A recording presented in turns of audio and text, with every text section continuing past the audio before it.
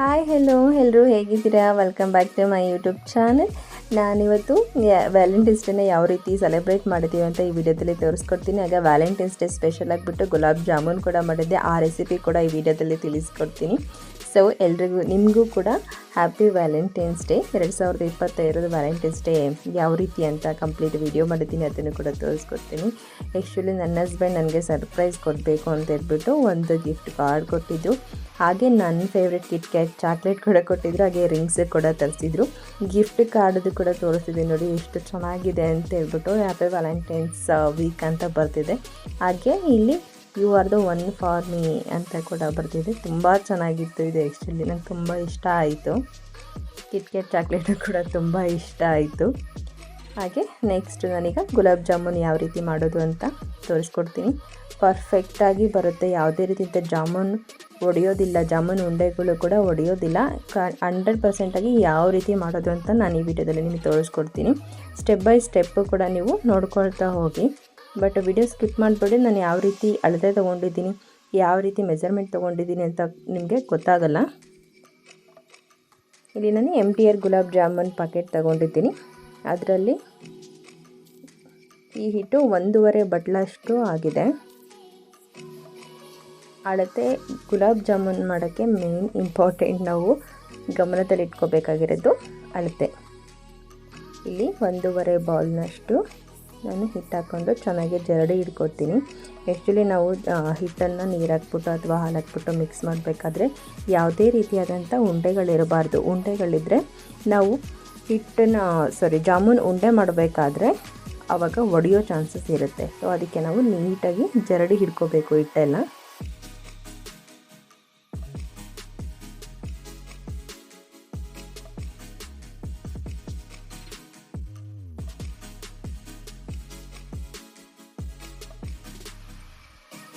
ಚಿಕ್ಕ ಚಿಕ್ಕ ಉಂಡೆಗಳೆಲ್ಲ ಇರಬಾರ್ದು, ಅದನ್ನು ಕೂಡ ನೀಟಾಗೆಲ್ಲ ಜರಡಿ ಹಿಡ್ಕೋಬೇಕು. ಚಿಕ್ಕ ಚಿಕ್ಕ ಉಂಡೆಗಳೇ ನಾವು ಗುಲಾಬ್ ಜಾಮೂನ್ ಉಂಡೆ ಮಾಡಿದಾಗ ಬೇಗ ಬಿರುಕು ಬಿಟ್ಬಿಡುತ್ತೆ, ಬೇಗ ಒಡೆದೋಗ್ಬಿಡುತ್ತೆ ನಾವು ಪಾಕಕ್ಕೆ ಹಾಕಬೇಕಾದ್ರೆ. ಸೊ ನಾವಿಲ್ಲಿ ಚೆನ್ನಾಗಿ ಜರಡಿ ಹಿಡ್ಕೋಬೇಕು.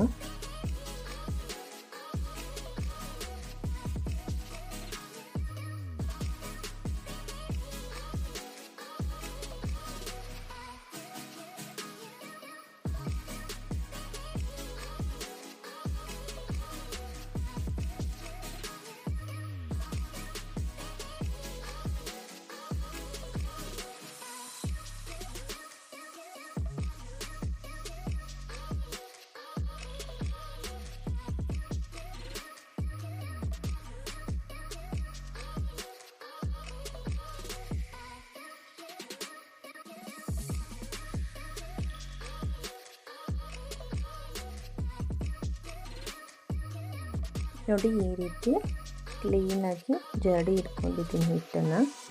ನೀವು ಹಿಟ್ಟಿಗೆ ಮಿಕ್ಸ್ ಮಾಡೋಕ್ಕೆ ಹಾಲಾದರೂ ತೊಗೋಬೋದು, ನೀರಾದರೂ ತೊಗೋಬೋದು. ಬಟ್ ನೀವು ಹಾಲು ತೊಗೊತೀನಿ ಅಂತಂದರೆ ಹಾಲನ್ನ ಚೆನ್ನಾಗಿ ಕಾಯಿಸ್ಬಿಟ್ಟು ತಣ್ಣಗಾದ್ಮೇಲೆ ಹಾಲಲ್ಲಿ ಬರುವಂಥ ಕೆನೆ ಎಲ್ಲ ತೆಗೆದುಬಿಟ್ಟು ಆಮೇಲೆ ಹಾಲನ್ನ ಯೂಸ್ ಮಾಡಬೇಕಾಗತ್ತೆ. ಇಲ್ಲಾಂದರೆ ಹಾಲಲ್ಲಿರೋ ಕೆನೆ ಇರುವಂಥ ಹಾಲನ್ನು ಹಾಕ್ಬಿಟ್ಟು ನೀವು ಕಲಿಸ್ಕೊಂಡ್ರೆ ನಾವು ಉಂಡೆ ಕಟ್ಟಬೇಕಾದ್ರೆ ಚೆನ್ನಾಗಿರುತ್ತೆ. ಉಂಡೆ ಕಟ್ಟಿ ಎಣ್ಣೆಲಿ ಕರಿಬೇಕಾದ್ರೆ ಅದೆಲ್ಲ ಒಡೆದೋಗುತ್ತೆ. ಜಾಮೂನ್ ಉಂಡೆ ಏನು ಕಟ್ಟಿರ್ತೀವಲ್ಲ ಅದು ಒಡೆದೋಗುತ್ತೆ. ಸೊ ಅದಕ್ಕೋಸ್ಕರ ನಾವು ನೀರು ತೊಗೊಂಡ್ರೇ ಬೆಟರು ಅಂತ ನನಗನ್ಸುತ್ತೆ. ಸೊ ಈಗ ನೋಡಿ, ನಾನು ಅದೇ ಬೌಲಲ್ಲಿ 1/4 ಭಾಗದಷ್ಟು ಮಾತ್ರ ನೀರು ತೊಗೊಂಡಿದ್ದೀನಿ, ಅರ್ಧ ಭಾಗದಷ್ಟು ಕೂಡ ತೊಗೊಂಡಿದ್ದಿಲ್ಲ. 1.5 ಕಪ್ ಹಿಟ್ಟಲ್ಲಿ ನಾನು 1/4 ಕಪ್ನಷ್ಟು ಮಾತ್ರ ನೀರು ತೊಗೊಂಡಿದ್ದೀನಿ. ಈ ಗುಲಾಬ್ ಜಾಮೂನ್ ಹಿಟ್ಟನ್ನು ನಾವು ಚಪಾತಿ ಕಲಿಸ್ದಂಗೆ ರಫಾಗೆಲ್ಲ ಕಲಿಸ್ಬಾರ್ದು, ಬರೀ ಬೆರಳುಗಳ ಸಹಾಯದಿಂದನೇ ಈ ಥರ ನೀಟಾಗಿ ಕಲಿಸ್ಕೊಂಡ್ರೆ ಸಾಕು. ಜಾಸ್ತಿ ನಾದಕ್ಕೆ ಹೋಗಬಾರ್ದು. ಚಪಾತಿ ಹಿಟ್ಟು ಹೇಗೆ ನಾದ್ತೀವಲ್ಲ ಆ ಥರ ನಾದಬಾರ್ದು. ಜಸ್ಟ್ ಹಿಂಗೆ ಬೆರಳಲ್ಲಿ ಕಲಿಸ್ಕೊಂಡ್ರೆ ಸಾಕು.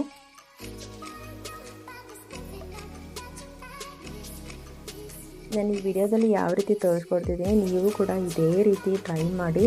ಪಕ್ಕ ಒಂದು ಜಾಮೂನ್ ಉಂಡೆ ಕೂಡ ಒಡೆಯೋದಿಲ್ಲ, ಬಿರುಕು ಕೂಡ ಬಿಡೋದಿಲ್ಲ.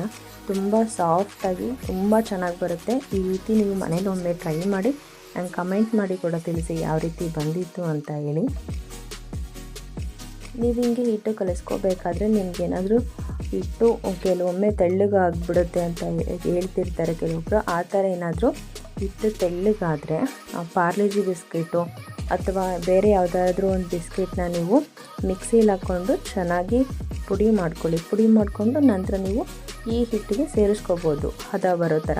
ಅಂದರೆ ಇಷ್ಟು ಗಟ್ಟಿಯಾಗಿರಬೇಕು, ತುಂಬ ತೆಳುವಾಗಬಾರ್ದು, ತುಂಬ ಗಟ್ಟಿನೂ ಆಗಬಾರ್ದು. ನಾನಿಲ್ಲಿ ತೋರಿಸಿದ್ದೀನಿ ನೋಡಿ ವಿಡಿಯೋದಲ್ಲಿ, ಇಷ್ಟು ಸಾಫ್ಟ್ ಇದ್ದರೆ ಸಾಕು.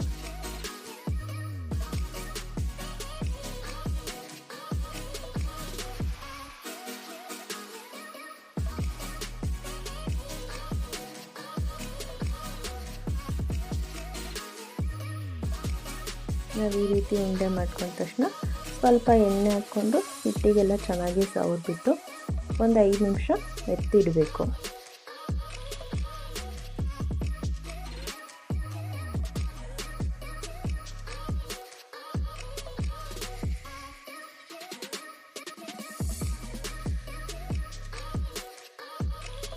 ನೋಡಿ ಈ ರೀತಿಯಾಗಿ ಕಲಿಸ್ಕೊಂಡಿದ್ದೀನಿ. ಇದಕ್ಕೆ ಒಂದು ಬಟ್ಲ ಅಥವಾ ಒಂದು ಕಾಟನ್ ಬಟ್ಟೆ ಹಾಕ್ಬಿಟ್ಟು ಒಂದು 5ರಿಂದ 10 ನಿಮಿಷ ಎತ್ತಿಡಿ.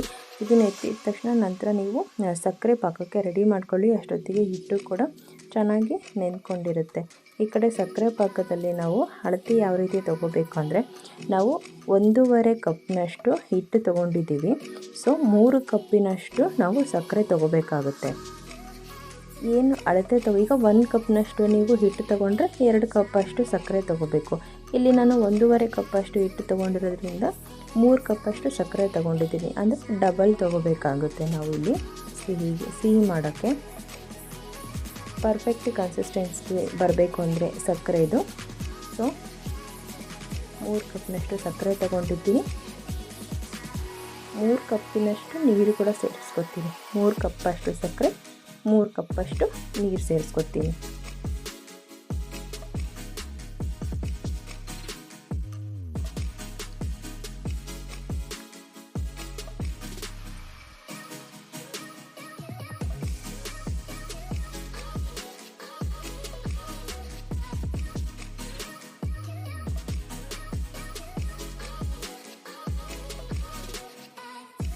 ನೀರು ಹಾಕಿದ ತಕ್ಷಣ ನಾವು ಸಕ್ಕರೆ ಎಲ್ಲ ಕರಗೋ ತನಕ ಹೈ ಫ್ಲೇಮಲ್ಲೇ ಇಟ್ಬಿಟ್ಟು ಚೆನ್ನಾಗಿ ಕಾಯಿಸ್ಕೋಬೇಕು ಎಲ್ಲನೂ.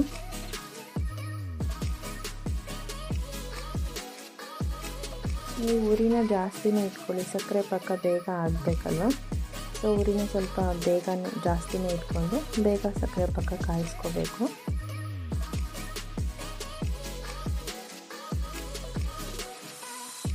ಈ ಥರ ಪದೇ ಪದೇ ನೀವು ತಿರುಗಿಸ್ತಾನೆ ಇರಬೇಕು. ಬಾಣಲಿ ಒಳಗಡೆ ಸಕ್ಕರೆ ಹಾಕೋದ ತಕ್ಷಣ ಅದಿಲ್ಲಂದರೆ ತಳ ಹಿಡಿದ್ಬಿಡುತ್ತೆ.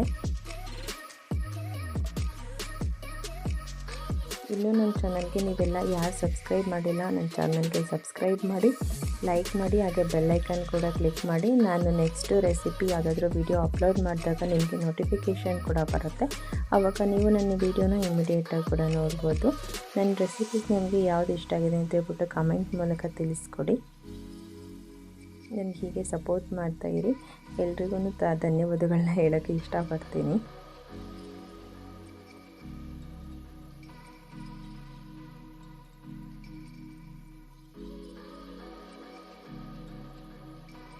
ಈಗ ಸಕ್ಕರೆ ಪಾಕ ಹೇಗೆ ಮಾಡೋದು ಅಂತ ನಾನು ಪರ್ಫೆಕ್ಟ್ ಕನ್ಸಿಸ್ಟೆನ್ಸಿಲಿ ಹೇಳ್ಕೊಡ್ತಿದ್ದೀನಿ.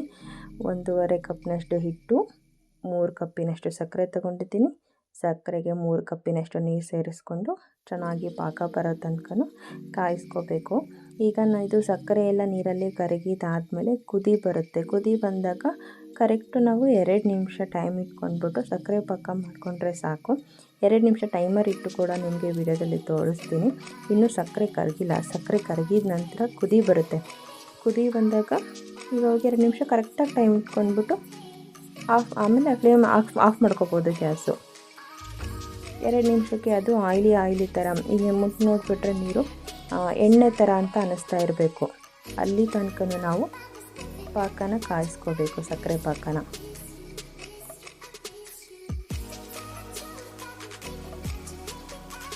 ಈ ರೀತಿ ಸಕ್ಕರೆ ಎಲ್ಲ ಕರಗಿಬಿಟ್ಟು ಕುದೀತಾ ಇದೆ. ಈ ಥರ ಕುದಿಬೇಕಾದ್ರೆ 2 ನಿಮಿಷ ಟೈಮ್ ಇಟ್ಕೊಳ್ಳಿ. ಆ್ಯಕ್ಚುಲಿ ಕೆಲವೊಬ್ಬರಿಗೆ ಗೊತ್ತಾಗುತ್ತೆ ಸಕ್ಕರೆ ಪಾಕ ಮಾಡೋದು ಹೇಗೆ ಅಂತ. ಹೀಗೆ ನೀರು ಮುಟ್ಟು ನೋಡಿದ ತಕ್ಷಣ ಅದು ಎಣ್ಣೆ ಥರ ಅನ್ನಿಸ್ಬೇಕು, ನಮಗೆ ಜಿಡ್ಡು ಅನ್ನಿಸ್ಬೇಕು. ಆವಾಗ ಸಕ್ಕರೆ ಪಾಕ ಹದ ಕರೆಕ್ಟಾಗಿ ಬಂದಿದೆ ಅಂತ. ನಿಮ್ಗೆ ಇನ್ನೂ ಅಷ್ಟು ಡೌಟ್ ಇತ್ತು ಗೊತ್ತಾಗಲಿಲ್ಲ ಅಂದರೆ ಈ ಥರ ಮೆಥಡ್ ಯೂಸ್ ಮಾಡಿ. ಸಕ್ಕರೆ ಕರಗಿದ ತಕ್ಷಣ ಕುದಿ ಬರುತ್ತಲ್ವ, ಕುದಿ ಬಂದ ತಕ್ಷಣ ನೀವು ಕರೆಕ್ಟಾಗಿ 2 ನಿಮಿಷ ಕುದಿಸ್ಕೊಂಡ್ರೆ ಸಾಕು.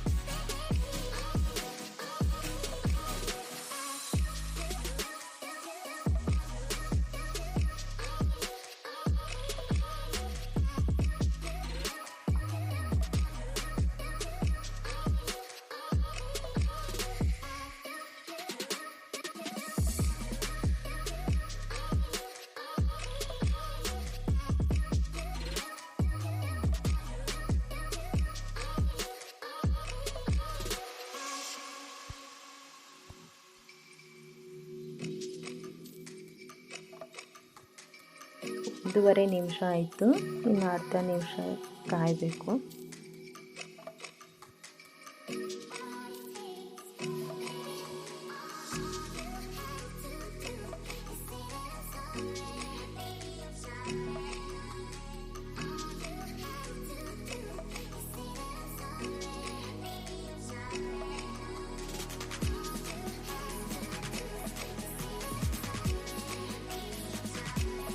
ನೋಡಿ 2 ನಿಮಿಷ ಆಯಿತು.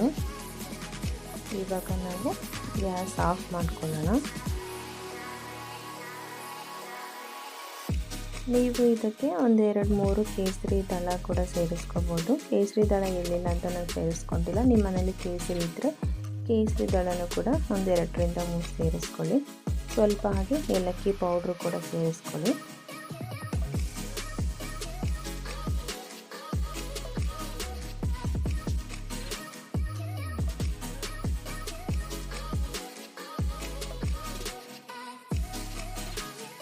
ನೋಡಿ ಪಾಕ ಎಷ್ಟು ಚೆನ್ನಾಗಿ ಬಂದಿದೆ ಅಂತ ನಿಮಗೆ ಮುಟ್ಟಿಟ್ಟು ತೋರಿಸ್ತೀನಿ ನಾನು. ನೋಡಿ ಈ ಥರ ಕೈಯಲ್ಲಿ ಮುಟ್ಟಿದಾಗ ನಮಗೆ ಎಣ್ಣೆ ಮುಟ್ಟಿರೋ ಥರ ಫೀಲ್ ಆಗಬೇಕು, ಅಂದರೆ ಆಯಿಲಿ ಥರ ಫೀಲ್ ಆಗಬೇಕು. ಆವಾಗ ಪಾಕ ಕರೆಕ್ಟಾಗಿ ಬಂದಿದೆ ಅಂತ ಹೇಳ್ಬಿಟ್ಟು ನೋಡಿ ನಾನು ತೋರಿಸ್ತಾ ಇದ್ದೀನಿ. ಎಳೆ ಥರ ಬರ್ತಾ ಇದೆ. ಸೊ ಪಾಕ ಕರೆಕ್ಟಾಗಿ ಆಗಿದೆ ಅಂತ ಹೇಳಿ ಈ ರೀತಿ ಆದರೆ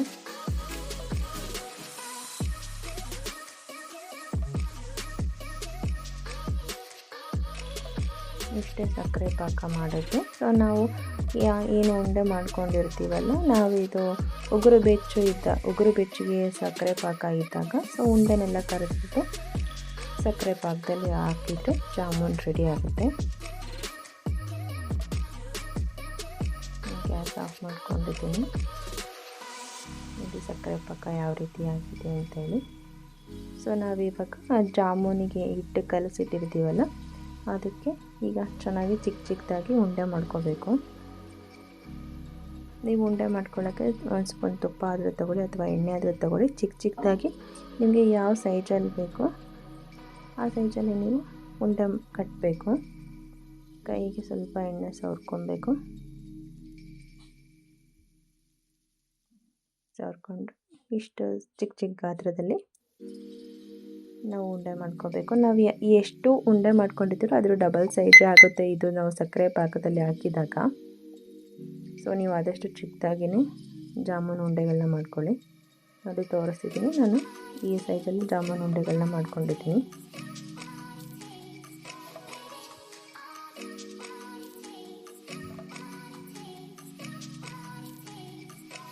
ಇದೇ ರೀತಿ ಎಲ್ಲ ಚಿಕ್ಕದಾಗಿ ಎಲ್ಲ ಉಂಡೆಗಳನ್ನ ಮಾಡ್ಕೊಳ್ತೀನಿ. ಸ್ವಲ್ಪ ಕೈಗೆ ಎಣ್ಣೆ ಆದರೂ ಹಚ್ಕೊಳ್ಳಿ, ಸ್ವಲ್ಪ ತುಪ್ಪ ಆದರೂ ಸವರ್ಕೊಳ್ಳಿ.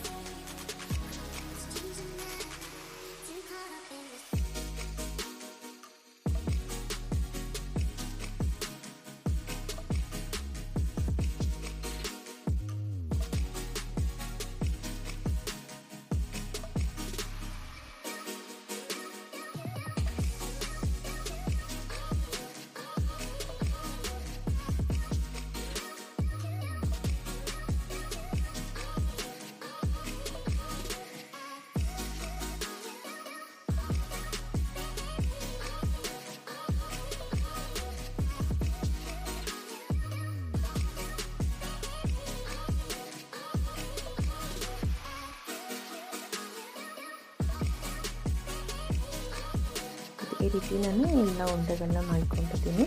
ನಂತರ ಸ್ಟವ್ ಮೇಲೆ ಒಂದು ಬಾಣಲೆ ಇಟ್ಬಿಟ್ಟು ಬಾಣಲೆ ಕಾದ ನಂತರ ಎಣ್ಣೆ ಹಾಕುತ್ತಾ ಇದ್ದೀನಿ ಉಂಡೆಗಳನ್ನೆಲ್ಲ ಚೆನ್ನಾಗಿ ಕರಿಲಿಕ್ಕೆ.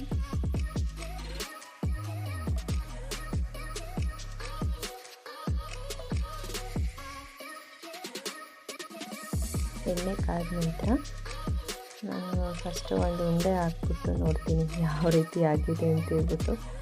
ನಂತರ ಎಣ್ಣೆ ಕಾದಿದೆ ಇಲ್ವ ಅಂತ ಗೊತ್ತಾಗುತ್ತೆ. ಆಮೇಲೆ ಮಿಕ್ಕಿರೋ ಉಂಡೆಗಳನ್ನೆಲ್ಲ ಹಾಕ್ಬಿಟ್ಟು ನೀಟಾಗಿ ಕರ್ಕೊಳ್ತೀನಿ.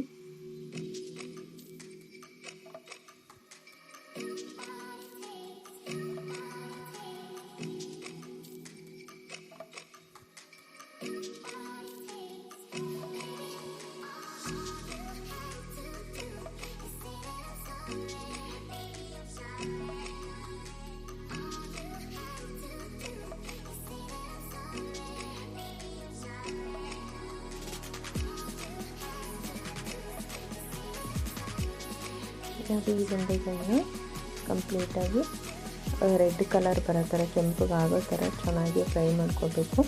ಅಲ್ಲಿ ತನಕ ನೀವು ಹೈ ಫ್ಲೇಮಲ್ಲಿ ಇಟ್ಬಿಟ್ಟು ಮಾಡ್ಕೋಬೇಡಿ, ಉಂಡೆ ಒಳಗಡೆ ಎಲ್ಲ ಚೆನ್ನಾಗಿ ಬೇಯೋದಿಲ್ಲ, ಇಲ್ಲಾಂದರೆ ಫುಲ್ ರೋಸ್ಟಾಗಿ ಹೋಗ್ಬಿಡುತ್ತೆ. ಲೋ ಮೀಡಿಯಮೂ ಬೇಡ, ಸ್ವಲ್ಪ ಮೀಡಿಯಮಾಗಿ ಫ್ಲೇಮ್ನ ಇಟ್ಕೊಳ್ಳಿ. ಈ ಕಡೆ ಜಾಸ್ತಿನೂ ಬೇಡ ಕಮ್ಮಿನೂ ಬೇಡ, ಸ್ವಲ್ಪ ಮಧ್ಯ ಉರಿಯಲ್ಲೇ ಇಟ್ಕೊಂಡ್ಬಿಟ್ಟು ಚೆನ್ನಾಗಿ ಕೆಂಪಗಾಗೋ ಥರ ನೀಟಾಗಿ ಕರ್ಕೋಬೇಕು ಉಂಡೆಗಳನ್ನ.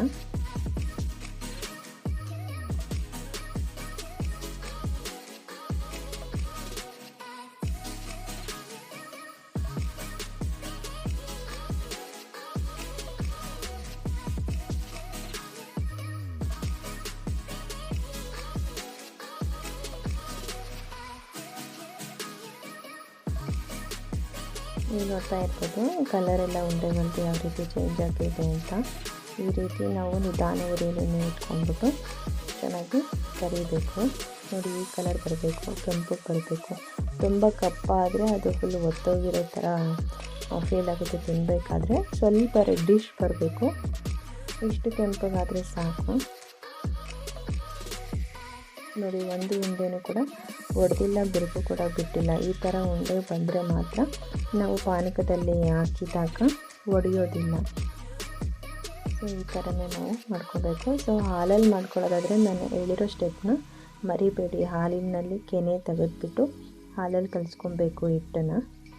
ಸೊ ನೀರಲ್ಲಿ ಕಲಿಸ್ಕೊಂಡ್ರೆ ಬೆಟರ್, ಇನ್ನು ಈಸಿ. ಎಲ್ಲ ಉಂಡೆಗಳನ್ನ ಹಾಕ್ಬಿಟ್ಟು ಒಂದೇ ಸಲ ನಾನು ಕರ್ಕೊಳ್ತಾ ಇದ್ದೀನಿ.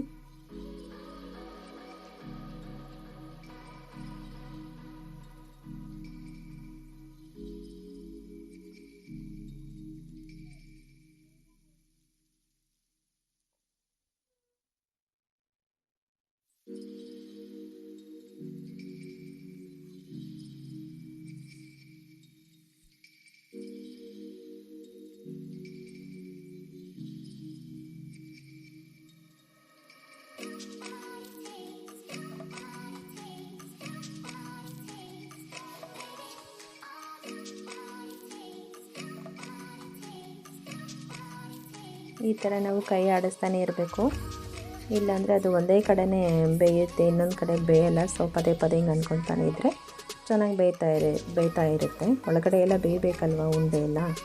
ಸೊ ಅದಕ್ಕೆ ನಾವು ಪದೇ ಹಿಂಗೆ ಕೈ ಆಡ್ತಾನೆ ಇರಬೇಕು ಎಣ್ಣೆ ಒಳಗಡೆ.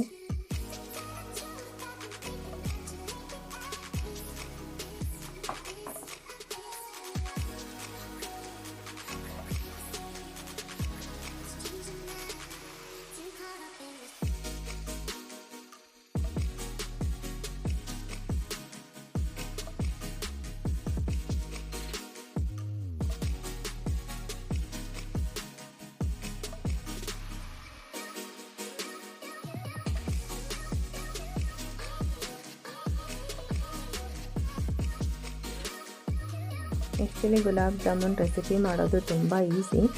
ಸೊ ನಮಗೆ ಮಾಡಲಿಕ್ಕೆ ಹದ ಎಷ್ಟಾಗಬೇಕು, ಮೆಸರ್ಮೆಂಟ್ ಎಷ್ಟು ತಗೋಬೇಕು, ಅಳತೆ ಎಷ್ಟು ತಗೋಬೇಕು ಅನ್ನೋದು ಮಾತ್ರ ಗಮನದಲ್ಲಿ ಇಟ್ಕೊಂಡ್ರೆ ಸಾಕು. ಸೊ ನಾನೀಗ ಜಾಮೂನ್ ಉಂಡೆಗಳೆಲ್ಲ ನೀಟಾಗಿ ಕರೆದುಕೊಂಡಿದ್ದೀನಿ. ಇವಾಗ ಗ್ಯಾಸ್ ಆಫ್ ಮಾಡ್ತೀನಿ.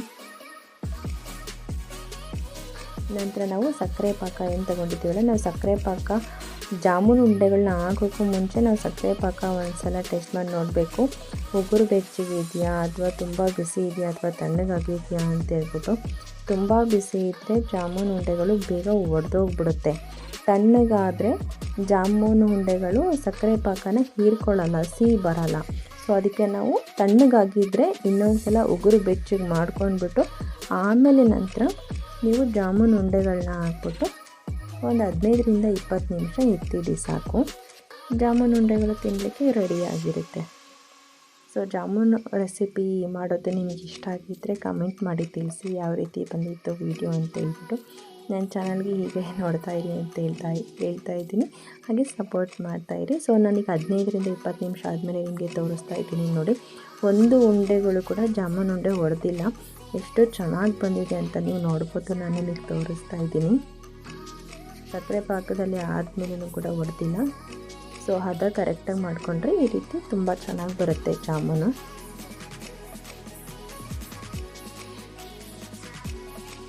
ನಿಮಗೂ ಯಾವುದೆಲ್ಲ ರೆಸಿಪಿ ಬೇಕು ಅಂತ ಹೇಳ್ಬಿಟ್ಟು ನಂಗೆ ಕಮೆಂಟ್ ಸೆಕ್ಷನಲ್ಲಿ ತಿಳಿಸಿ. ನಾನು ಆ ರೆಸಿಪಿ ಮಾಡಲಿಕ್ಕೆ ಟ್ರೈ ಮಾಡ್ತೀನಿ.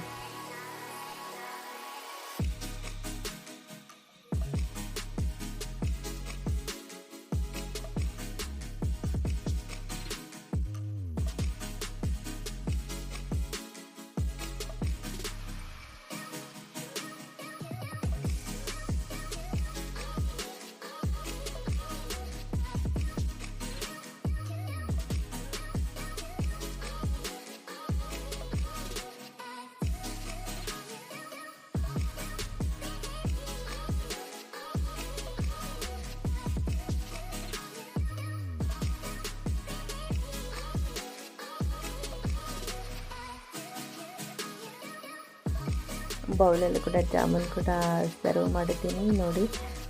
ನೋಡಲಿಕ್ಕೂ ಕೂಡ ಎಷ್ಟು ಚೆನ್ನಾಗಿ ಕಾಣಿಸ್ತಾ ಇದೆ, ಹಾಗೆ ಅಷ್ಟು ಸಾಫ್ಟಾಗಿ ಕೂಡ ಆಗಿದೆ. ನಿಮಗೆ ಒಂದು ಜಾಮೂನ್ ಕೂಡ ಸಪ್ರೇಟಾಗಿ ತೆಗೆದುಬಿಟ್ಟು ತೋರಿಸ್ತೀನಿ ರೀ, ಯಾವ ರೀತಿ ಬಂದಿತ್ತು ಅಂತ ಹೇಳ್ಬಿಟ್ಟು, ಯಾವ ರೀತಿ ಸಾಫ್ಟ್ ಆಗಿದೆ ಜಾಮೂನ್ ಅಂತ ಹೇಳಿ.